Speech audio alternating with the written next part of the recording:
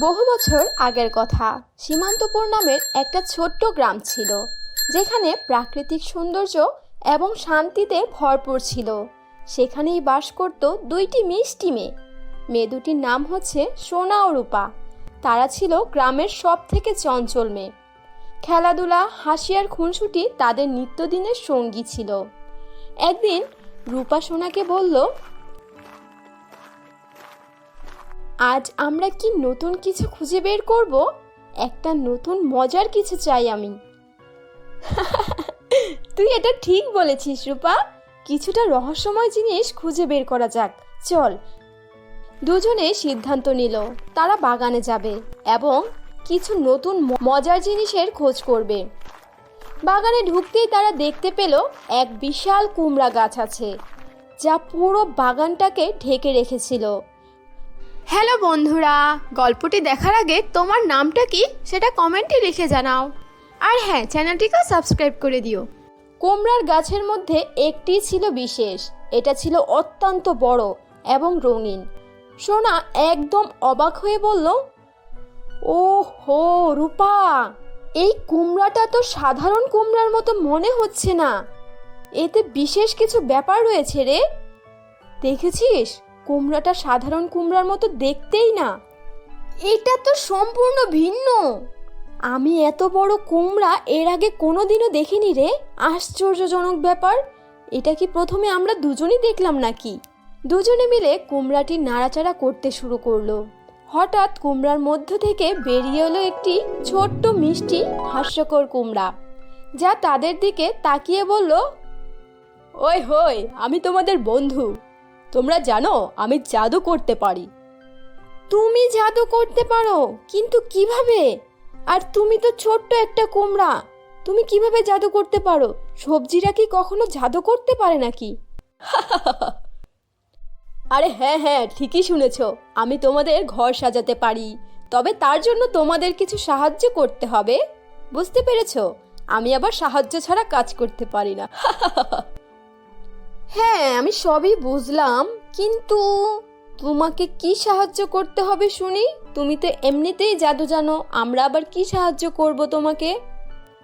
আমি তোমাদের ঘর সাজাবো, কিন্তু শর্ত হলো তোমাদেরও আমাকে সাহায্য করতে হবে। তুমি কি চাইবে মিষ্টি কেক, মিষ্টি বিস্কুট, নাকি আরো কিছু বিশেষ মিষ্টি? আমাদের ঘরে যদি মিষ্টি কিছু আসতে পারে, তবে আর কি চাইবো বলো? কুমড়াটি তাদের ঘরের দিকে চলে গেল। সোনা এবং রূপা তার পিছনে পিছনে যেতে লাগলো। কুমড়াটি জাদু করতে শুরু করলো। ঘরের চারপাশে ছোট ছোট চক্কর দিয়ে চারপাশের পরিবেশ পাল্টে গেল। ঘরের দেয়ালগুলি সোনালি রঙে রাঙাতে শুরু করলো এবং একে একে ঘরের কোনায় কোনায় উঁকি দিল সোনালি ও রূপালি প্রজাপতি। কিন্তু সবচেয়ে মজার ব্যাপার ছিল, সেই প্রজাপতির পাখায় এক পাশে চকলেট এবং অন্য পাশে মিষ্টি বিস্কুট ঝুলছিল। এটা আবার কি? এটা তো দারুণ ব্যাপার, আমরা কখনো এমন ঘর দেখিনি। অনেক সুন্দর ঘরটা। এটা তো সোনালী প্রজাপতির রাজ্য। এই প্রজাপতির পাখা থেকে কেক এবং বিস্কুট ঝুলছে, এটা কেমন আশ্চর্য ব্যাপার।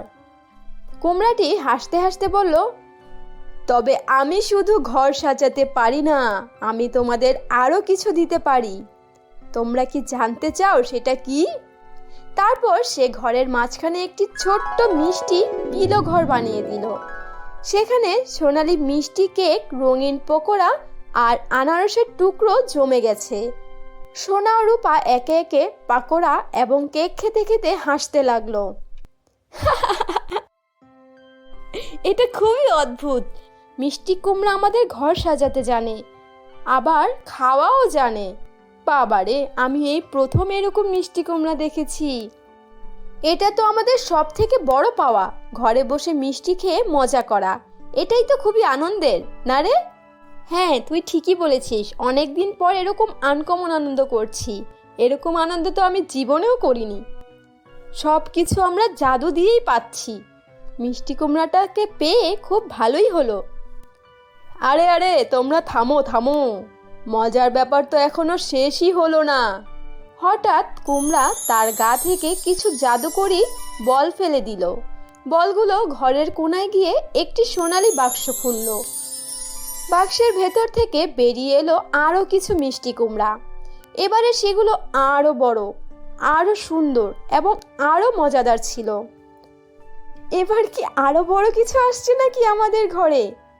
আরে, আমি তো জাদুর কোনো শেষই দেখতে পাচ্ছি না। আমার কাছে খুব ভালো লাগছে। ঠিক বলেছিস তুই, এটা তো অবিশ্বাস্য। এখন আমরা এই কুমড়ার রাজ্যে বাস করতে পারবো, যেখানে শুধু মিষ্টি আর আনন্দ, মিষ্টি আর আনন্দ। আমার অনেক আনন্দ হচ্ছে।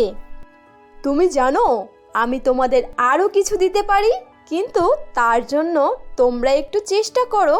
আমি তোমাদের ঘর আরও সুন্দর করতে পারি, কিন্তু এর জন্য তোমাদের কাছে কিছু চ্যালেঞ্জ থাকতে হবে। এখন আবার চ্যালেঞ্জ?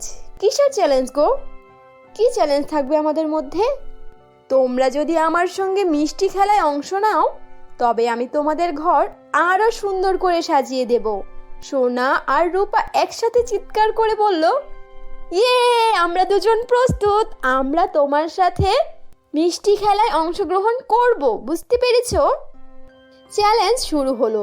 কুমড়া সোনার হাতে এক টুকরো মিষ্টি কেক আর রূপার হাতে একটি কেক দিয়ে বলল, তোমরা যত দ্রুত খেতে পারো, আমি তোমাদের ঘরের মধ্যে আরও মিষ্টি তৈরি করব। সোনা আর রূপা হাসতে হাসতে খেতে শুরু করলো। তারা একে অপরকে চ্যালেঞ্জ দিচ্ছিল, আর কুমড়া তাদের জন্য আরও মিষ্টি যোগ করছিল। এভাবে পুরো গ্রাম মিষ্টি, আনন্দ, হাসিতে ভরে গেল। সোনা আর রূপা শিখলো, আনন্দ এবং বন্ধুদের সঙ্গে সময় কাটানোই হলো আসল মজা। সোনা আর রূপা জানতো মিষ্টি কুমড়া এবং তার জাদু কখনো শেষ হবে না। গ্রামে তারা তাদের নতুন মিষ্টি কুমড়ার রাজ্য শুরু করলো এবং সবাইকে জানালো, জাদু আর মিষ্টি কখনো শেষ হয় না। তোমরা যদি এমন জাদুর মিষ্টি কুমড়া পেয়ে যাও, তাহলে কি কি মজার জাদু করতে চাইবে বলো তো কমেন্টে। উত্তর জানাতে ভুলো না কিন্তু। আর হ্যাঁ, সাথে আমাদের চ্যানেলটিকেও সাবস্ক্রাইব করে দিও। বাই বাই, দেখা হবে নতুন কোনো গল্প নিয়ে।